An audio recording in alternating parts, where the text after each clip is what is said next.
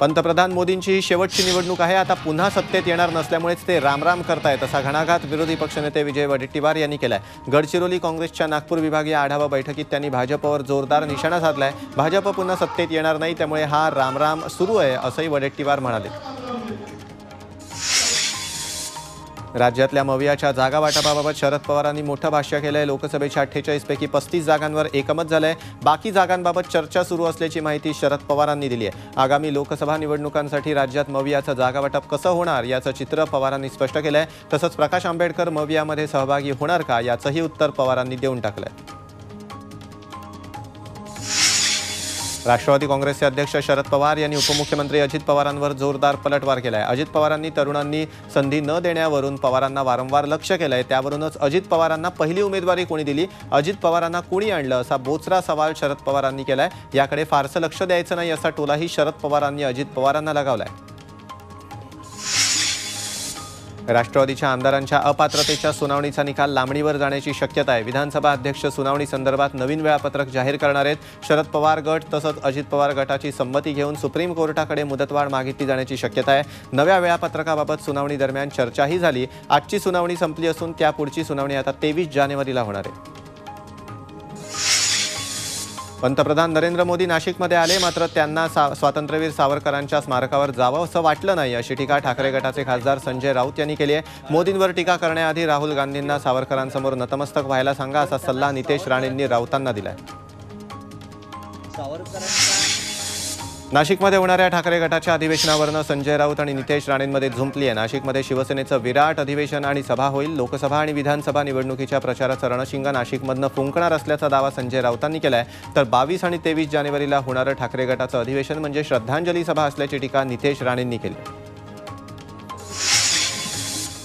पक्षानं आदेश दिल्यास धाराशिव लोकसभेची निवडणूक लढवणार असल्याचे संकेत भाजप आमदार रवी राणा जगजितसिंग पाटील यांनी दिले. तर आरोग्यमंत्री तानाजी सावंतांनी आणि राष्ट्रवादी अजित पवार गटानं धाराशिवमधून लोकसभेचा उमेदवार देण्याची तयारी सुरू केली आहे. त्यामुळे धाराशिव लोकसभा जागेवरनं महायुतीत वाद निर्माण होण्याची शक्यता आहे.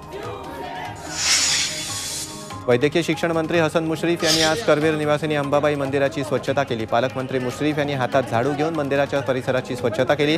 त्यांच्यासोबत कार्यकर्ते, महापालिकेचे अधिकारी आणि स्वच्छता कर्मचारीही उपस्थित होते. मुरुड समुद्रातील पद्मदुर्ग किल्ल्यावर पर्यटकांना सहज उतरता यावं यासाठी तातडीनं जेट्टीची उभारणी करण्याचे आदेश खासदार सुनील तटकरे यांनी दिले. तसंच किल्ले दुरुस्तीसाठी प्रस्ताव संबंधित खात्याकडे पाठवण्याच्या सूचना त्यांनी अधिकाऱ्यांना केल्या. तटकरे यांनी किल्ल्याच्या पडझडीची पाहणी केली तेव्हा त्यांनी या सूचना केल्या. नवी मुंबईतील एपीएमसी फळ बाजारात माथाडी नेते आमदार शशिकांत शिंदेंच्या नेतृत्वात भव्य मोर्चा काढण्यात आला. नव्या कायद्याचा आधार घेत कोल्ड स्टोरेज चालक कोल्ड स्टोरेजमधनं फळांचा व्यापार करतात, याविरोधात माथाडी, मापाडी आणि व्यापाऱ्यांनी आंदोलन केलं. सांगलीतील 202 मंदिरांची स्वच्छता करण्यात आली. राम प्राण प्रतिष्ठेनिमित्त महापालिकेचे आरोग्य आणि इतर कर्मचाऱ्यांनी मंदिरं स्वच्छ केली. पालिकेचे आयुक्त, उपायुक्तांनी देखील स्वच्छता मोहिमेत सहभाग घेतला. पालघर जिल्ह्यात दुर्गम भागातील आरोग्य व्यवस्था सलाईनवर असल्याचं पुन्हा उघड झालंय. मोखाडा तालुक्यातील गर्भवती आदिवासी महिलेला वेळेत उपचार न मिळाल्यानं पोटातील बाळासह तिचा मृत्यू झालाय. डॉक्टरांच्या हलगर्जीपणामुळे आणि वेळेत उपचार न मिळाल्यानं तिचा मृत्यू झाल्याचा आरोप कुटुंबियांनी केलाय. तर महिलेच्या बाळाचा गर्भात आधीच मृत्यू झाल्याचा दावा मोखाडा ग्रामीण रुग्णालयातल्या डॉक्टरांनी केलाय. मुंबई एक्स्पो बघण्यासाठी तिकीट लावल्यानं मुंबईकरांनी या फेस्टिवलकडे पाठ फिरवल्याचं पाहायला मिळतंय. आज पर्यटन मंत्री गिरीश महाजनांच्या हस्ते बीकेसी मैदानात महा एक्स्पोचं उद्घाटन करण्यात आलं. या फेस्टिवलच्या माध्यमातून देश विदेशातील पर्यटनाला आकर्षित करण्याचा प्रयत्न आहे. मुंबईतील सायन रेल्वे स्टेशन बाहेरील 110 वर्ष जुना पूल आजपासून वाहतुकीसाठी बंद होणार आहे. पूर्व पश्चिम उपनगरांना जोडणाऱ्या या पुलाचं तोडकाम आजपासून सुरू केलं जाणार आहे. रेल्वेच्या 5व्या आणि 6व्या मार्गिकेसाठी हा पूल तोडण्यात येतोय, त्यामुळे मुंबईत वाहतूक कोंडी होण्याची शक्यता आहे.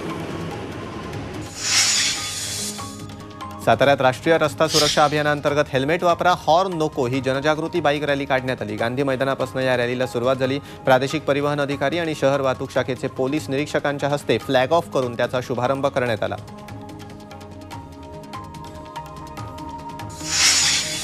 अकोल्यात विद्यार्थी आणि कोचिंग क्लास संचालकांसोबत जिल्हा पोलीस अधीक्षकांनी संवाद साधला. नववर्षाच्या पहिल्याच दिवशी एका निष्पाप 18 वर्षीय विद्यार्थ्याच्या हत्येनं जिल्हा हादरून गेला होता. यावेळी पोलिसांनी विद्यार्थ्यांना भेडसावणाऱ्या समस्याही जाणून घेतल्या. विद्यार्थी आणि शिकवणी संचालकांना दिलासा देण्यासाठी त्यांच्या मनात विश्वास निर्माण करण्याच्या उद्देशातूनच हा संवाद साधण्यात आला.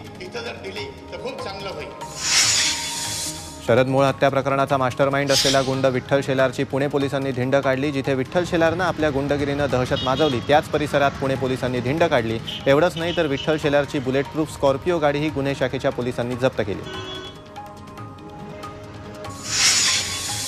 वाशिम शहरातील शिवाजी महाराज चौकात सकल हिंदू समाज धर्मरक्षक मंचाकडून 150 कारसेवकांचा सत्कार करण्यात आला। अयोध्या योद्धा म्हणून त्यांना गौरवण्यात आलं। यावेळी भाजपचे आमदार लखन मलिक आणि शहरातील पदाधिकारी कार्यकर्ते मोठ्या संख्येने उपस्थित होते।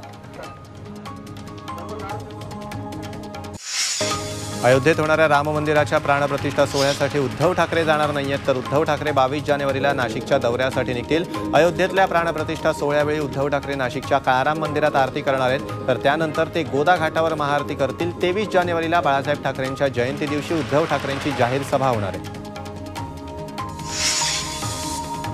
पंतप्रधान मोदींनी रामेश्वरमच्या समुद्रात पवित्र स्नान केलं। पंतप्रधानांनी तमिळनाडूतील रामेश्वरमच्या श्री अरुलमिगू रामनाथ स्वामी मंदिरात दर्शन घेतलं। त्यावेळी त्यांनी समुद्रात स्नान केलं। मंदिरात त्यांनी काही काळ जप करून पूजाही केली। पंतप्रधान नरेंद्र मोदींनी तिरुचिरापल्लीमधील रंगनाथ स्वामी मंदिरात दर्शन घेतलं। यावेळी त्यांनी मंदिरात पूजा केली। 22 जानेवारीला अयोध्येतील राम मंदिरात होणाऱ्या रामलल्लाच्या प्राणप्रतिष्ठेपूर्वी मोदी अनेक मंदिरांना भेटी देत आहेत। सध्या ते तमिळनाडू दौऱ्यावर आहेत। संबंध का उल्लेख है। राज्याचे क्रीडा आणि युवक कल्याण मंत्री संजय बनसोडेंनी शिर्डीमध्ये साईबाबांचं दर्शन घेतलं। त्यानंतर संस्थानाचे प्रभारी मुख्य कार्यकारी अधिकारी तुकाराम हुलवळे यांनी साई संस्थान प्रशासनाच्या वतीनं त्यांचा सत्कार केला। भंडाऱ्यात शासकीय आधारभूत धान खरेदी केंद्रावर शेतकऱ्यांच्या धानाची खरेदी सुरू असून 30 जानेवारीपर्यंत मुदतवाढ देण्यात आली। आतापर्यंत 30,13,571 क्विंटल धान खरेदी झाली आहे। जवळपास 28,000 शेतकऱ्यांना आतापर्यंत 220 कोटी रुपये ऑनलाईन पद्धतीनं वर्ग करण्यात आलेत। मात्र अद्याप 63,000 शेतकऱ्यांचे 438 कोटी रुपये थकीत आहेत। लासलगाव बाजार समितीत कांद्याच्या भावात घसरण सुरूच आहे। गेल्या 2 महिन्यात सुमारे 2,500 रुपयांची, तर गेल्या आठवड्याच्या तुलनेत आज सरासरी भावात क्विंटल मागे 400 रुपयांची घसरण झाली। नाशिक जिल्ह्यातील बहुतांश बाजार समितीमध्ये देखील हीच परिस्थिती आहे। सतत होणाऱ्या घसरणीमुळे कांदा उत्पादक शेतकरी हवालदिल झालाय। उत्तरेकडील थंड वाऱ्यांमुळे मध्य महाराष्ट्रात गारठा वाढलाय। उत्तर महाराष्ट्रातील निफाडमध्ये नीचांकी 9 अंश तापमान नोंदवलं गेलंय, तर धुळ्यातही पारा 10 अंशांवर आहे। दुसरीकडे राज्यातल्या इतर जिल्ह्यांमध्ये किमान तापमानाचा पारा 11 ते 19 अंशांच्या दरम्यान आहे। मध्य महाराष्ट्रात गारठा कायम राहणार असून उर्वरित राज्यात किमान तापमानात वाढ होण्याची शक्यता हवामान विभागानं वर्तवली आहे।